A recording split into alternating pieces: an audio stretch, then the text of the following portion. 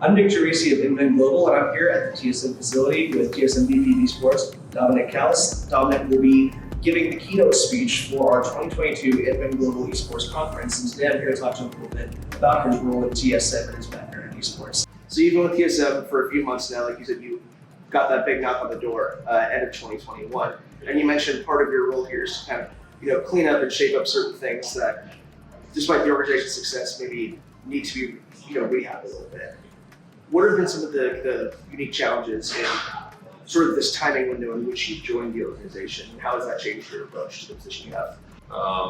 As a reminder, this is probably the first time in the sports history that this division hasn't been run by Andy or Walter or other individuals Right. before, right? And so this is the first time it's like, hey, we're giving this responsibility to someone else to really focus, that to put 100% of their energy and really focus on that. And so, again, a big part of my history has been in finance and private equity, and a big part of that is coming in and finding areas of a certain division or an organization where there may have been overspending or over allocation, cleaning that up, but also making sure that you're putting as many resources as possible into the areas of growth and the areas of future that can accelerate the business going forward. And so I think that's the big thing that I've been working on here within TSM within the first few months is, there's been some teams that we've let go or some creators that we've let go, and it's not because they're bad teams or bad creators, it's just understanding the ecosystem as a whole of what games do we want to be in here in the future. I don't necessarily think it's the most beneficial to be in every single esport and believe that you can execute at the same level across every single title, right? I think there are benefits to executing very well in certain titles and being the biggest and the best within those titles. And so we'll continue to do that here going forward. And so a lot of this is done kind of on a case-by-case basis. There isn't overarching number or budget or anything like that we really absolutely need to hit or target. A lot of that comes down to, are we spending our money efficiently, and are we doing it in a way that we're continuing to engage and activate with fans appropriately. And a big part of what I wanted to come in here is not necessarily cut a bunch of teams, but really refocus what TSM's esports teams need, right?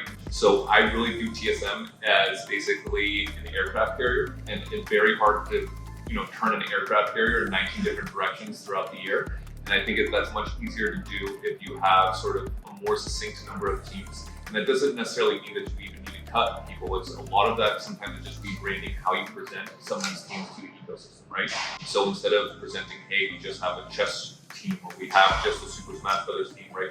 Really presenting it more as, hey, we have a strategy team. So I think forward strategy is making what are TSM's teams more easy to understand and be able to celebrate those wins as a community, because I think right now we've had so many teams and wins just come sort of out of the air, and we kind of moved past them before we've even had the time to reflect back and celebrate some of those wins. Where I think if you can make it much more aligned strategy around, hey, these are our TSM teams, these are the teams that we're moving forward about, these are the players that we're championing, it's much easier to present those wins and those victories in a powerful way that makes the entire community recognize them, but we can all celebrate them together as well. When you're coming into a position like this, where you're simultaneously trying to build and develop from within and kind of implement these new systems, but also have these ongoing investigations and other things from external parties. Does that, as the VP of Esports, that's something that you have to kind of balance, or are you pretty much entirely focused on more so the internal of let's get things moving forward in the way that we need to as an organization? I'd probably say the latter. I think our PR team and our executives have commented on some of those other situations, and so I think there's a big hope that those will be wrapped up soon and sort of managed appropriately. And so a big part of my focus here internally is making sure we're thinking on the things that are exciting about the future with TSM, and hopefully having a good strong rebound back to where the prominence of the org is used to be, right? And I think the key caveat there though is it's not just going to be League of Legends, right? I think a big thing that we just failed to communicate to the fan base and globally is that while our roots are in League of Legends, we're also very, very successful in many other titles, right? And I don't think that has been clearly pushed out enough or communicated enough, but with Rainbow Six, we won our first world championship as an org ever this year, right? And Fortnite, we finally won an FNCS championship and haven't had a major Fortnite win since 2020, right? And so highlighting a lot of these other wins in areas where the org is succeeding, I think is going to be really important as we go forward. I'm really glad you brought that up. That feeds directly on my next question, which is that not only have you guys had success in other esports, like you said, despite the LCS kind of being the flagship, sort of what people originally knew TSM for. Originally, it was just a league licensed team. You have had success in other esports, and the thing that I think is really interesting about the org's past success in those spaces is that they often came in places that not everybody was looking. TSM didn't necessarily go full into Overwatch. Instead, they invested in Fortnite and had a bunch of big Fortnite stars. They signed a chess grandmaster. I've really enjoyed kind of seeing, despite this org being like the premier org in North America, it feels like the approach to how TSM is looking to invest in these other areas is very different from their peers. Yeah. So in terms of that, is that something we can expect? Like looking at the next 5 years of TSM, I assume the approach to things will change, but is that going to be something that you think is still a cornerstone of the org's approach in finding success in these places that maybe not everybody is looking at this time? Yeah, definitely. And I think it's not just success of our premier titles, but making sure that you have a consistent formula for success across all of our teams. So even if you look within Valorant, which it may have been a while since we've won a tier 1 premier tournament, but we're still going out and we're winning a bunch of these smaller tournaments with our main roster. We have the best Valorant Academy team in the entire ecosystem. We have one of the strongest game changer rosters in the entire ecosystem. And highlighting those successes that, hey, it's not just the front and center, but we're actually working on establishing like a core formula for making sure that success is always coming in one way or fashion here throughout TSM, making sure that we market that correctly is going to be a big focus here going forward. In terms of your background, you come from somewhat of a VC background, I would say, though you clearly wore many hats in the esports space already. Yeah. A big question for a lot of people, especially those looking to invest or just looking at the industry at large, is what is the financial maturity rate in terms of like the growth of what esports is supposed to be or wants to become? Yeah. What is your thought? What are your thoughts on that? Is it more of a slow burn? Like, what does the upward motion look like? Also, definitely, and I think it really depends on what team or what organization you're talking about. Here at TSM, Andy has done an amazing job of keeping this entire organization profitable for its entire existence, and that's something that very few orgs can say, right? And so throughout that, going forward, there is a way of looking at certain teams or looking at different opportunities with more of a financial eye, and so it'll be my job to kind of continue that legacy here, but also understanding that there are going to be certain games that will come out that'll change the forefront of esports, right? And I believe we can say that Valorant is one of those games coming out that is going to be a staple and it's going to be around for a very, very long time.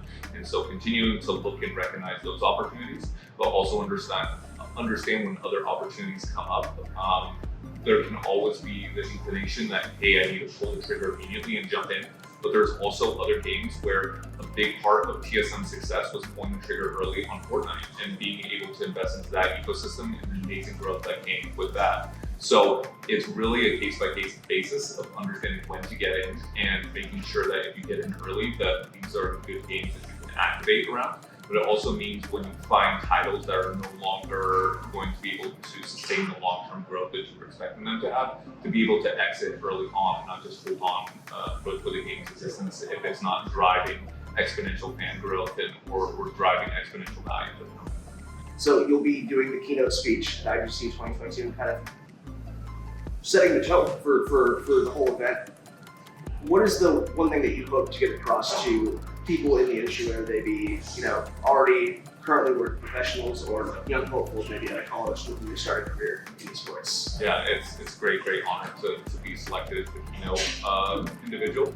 I think the key thing that I want to kind of communicate to anyone attending is that this is still a very, very young industry. It's still an industry that's growing very, very quickly.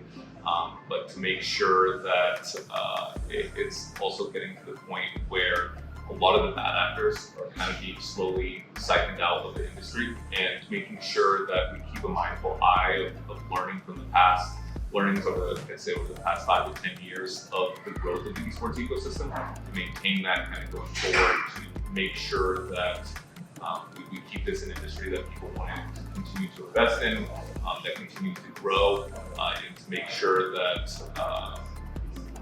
this is a place where we can all thrive and succeed, right? Because I think water lifts all ships, and I think sometimes we see in the esports community and the ecosystem people being super negative or attacking other teams and boards, where I think we can do a lot better job of elevating everybody as a whole and elevating games as a whole, making sure that we all succeed. Fantastic. Awesome. All right, I thought that was a little cheesy, but I mean, No, whatever it's works for you good guys. fun, though.